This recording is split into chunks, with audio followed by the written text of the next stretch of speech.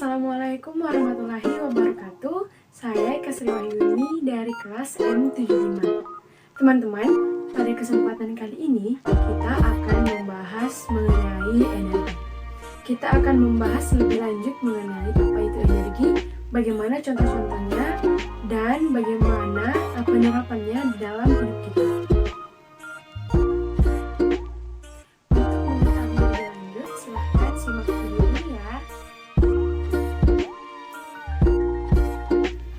Teman-teman, tentu saja kita sudah tidak asing lagi dengan kata energi.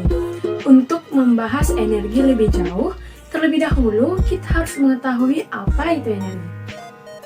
Energi merupakan sesuatu yang bersifat abstrak dan susah untuk dibuktikan. Akan tetapi, kita dapat merasakan keberadaannya. Secara umum, banyak pula yang menyebut energi atau tenaga yang dapat digunakan dalam berbagai proses kegiatan. Dalam kehidupan manusia, kita membutuhkan energi untuk kelangsungan hidup sehari-hari.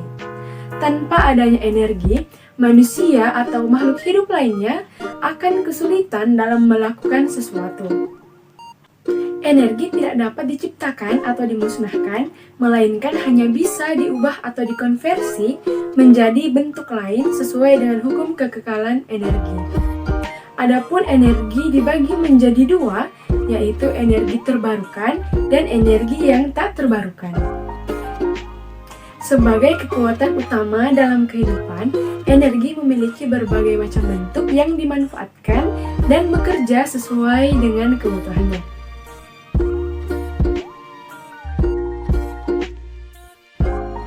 Selanjutnya, mari kita membahas mengenai macam-macam energi.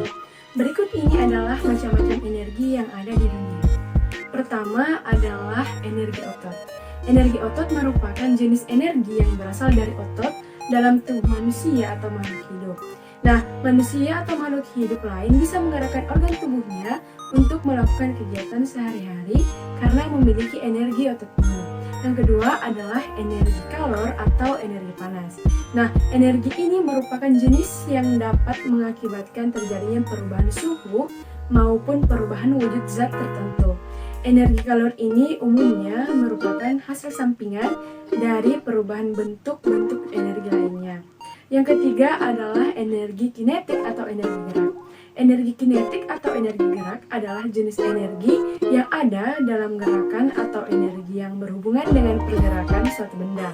Makin besar kecepatan benda bergerak, maka makin besar pula besaran energi kinetik yang dihasilkan. Yang keempat adalah energi potensial.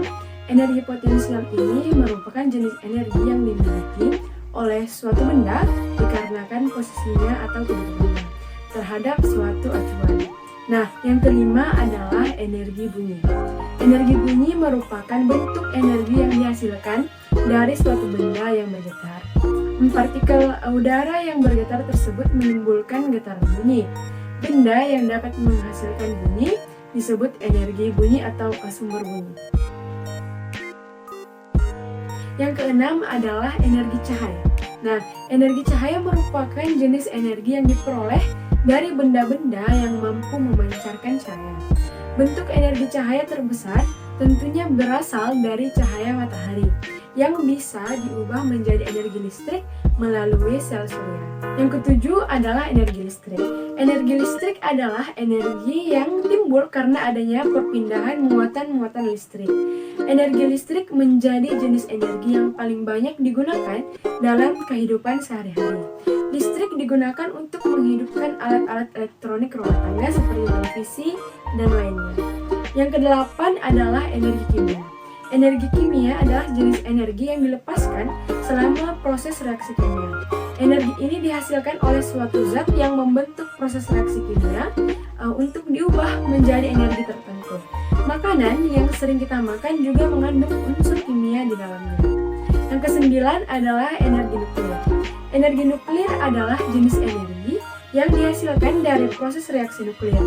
Reaksi nuklir ini terjadi di inti atom yang pecah atau bergabung menjadi inti atom yang lain dan partikel lain.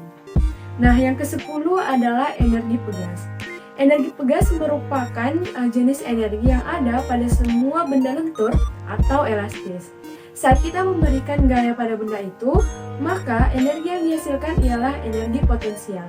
Sedangkan saat dilepaskan, maka energinya berubah menjadi energi kinetik.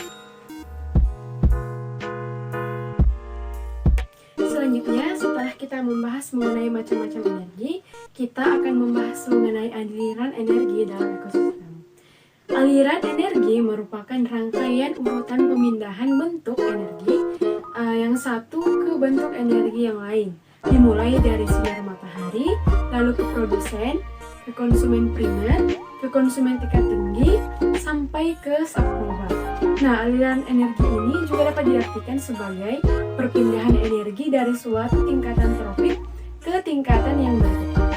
Aliran energi pada ekosistem terjadi dalam rantai makanan, yaitu perpindahan energi dari satu makhluk hidup ke makhluk hidup yang lainnya dalam bentuk zat makanan, dan terjadi saat suatu makhluk hidup memakan makhluk hidup yang lainnya. Makanan ini akan digunakan oleh makhluk hidup sebagai sumber energi melalui metabolismenya. Aliran energi ini dimulai dari tanaman yang bersifat autotrof atau dapat menghasilkan sendiri sumber energi dengan menggunakan bantuan dari sinar matahari.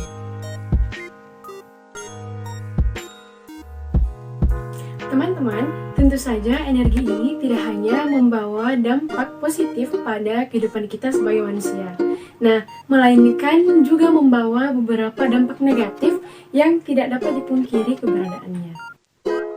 Mari kita membahas mengenai beberapa dampak dan bagaimana contohnya dalam kehidupan kita sehari-hari.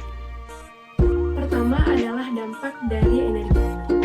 Beberapa ilmuwan berpendapat bahwa penggunaan skala besar dari pembangkit listrik tenaga angin dapat mengubah iklim lokal maupun global karena menggunakan energi kinetik angin dan mengubah turbulensi udara pada daerah atmosfer. Nah, pengaruh ekologi yang terjadi dari penggunaan pembangkit listrik tenaga angin adalah terhadap populasi burung dan kelelawar. Burung dan kelelawar dapat terluka atau bahkan mati akibat terbang melewati baling-baling yang sedang berputar.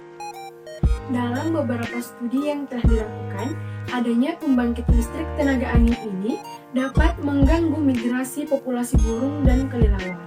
Pembangunan pembangkit angin pada lahan yang bertanah kurang bagus juga dapat menyebabkan rusaknya lahan di daerah tersebut. Ladang angin lepas pantai memiliki masalah tersendiri yang dapat mengganggu pelaut dan kapal-kapal yang berlayar. Konstruksi tiang pembangkit listrik tenaga angin dapat mengganggu permukaan dasar laut. Hal lain yang terjadi dengan konstruksi di lepas pantai adalah terganggunya kehidupan bawah laut.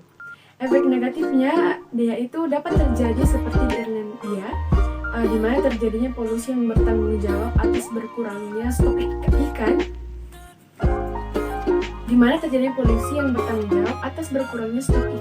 di daerah pemasangan turbin angin. Berikutnya adalah dampak dari energi surya. Salah satu energi terbarukan yang banyak digunakan adalah panel surya. Panel surya atau sering juga disebut fotovoltaik merupakan suatu alat yang mampu mengkonversi langsung cahaya matahari menjadi listrik.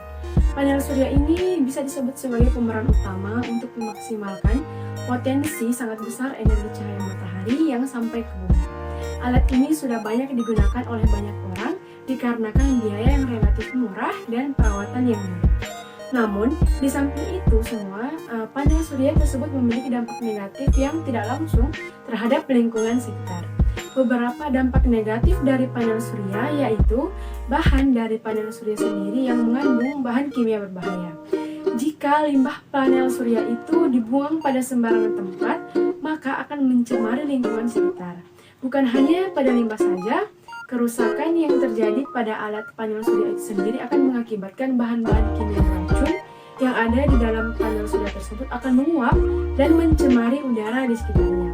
Selain dari segi bahan kimia yang digunakan, pemantulan cahaya atau konsentrasi matahari dari panel surya tersebut juga berbahaya bagi makhluk hidup.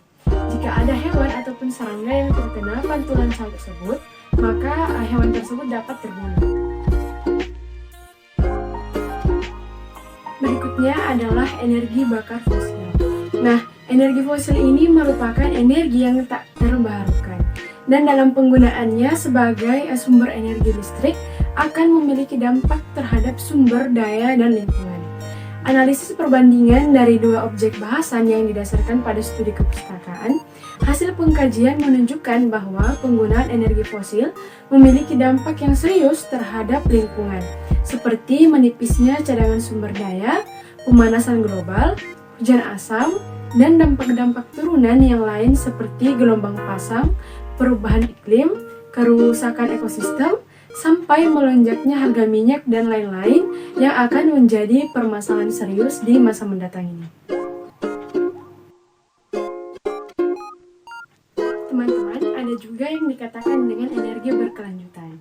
Energi berkelanjutan adalah penyediaan energi yang berkelanjutan yang memenuhi kebutuhan saat ini tanpa mengorbankan kemampuan generasi mendatang untuk memenuhi kebutuhan mereka.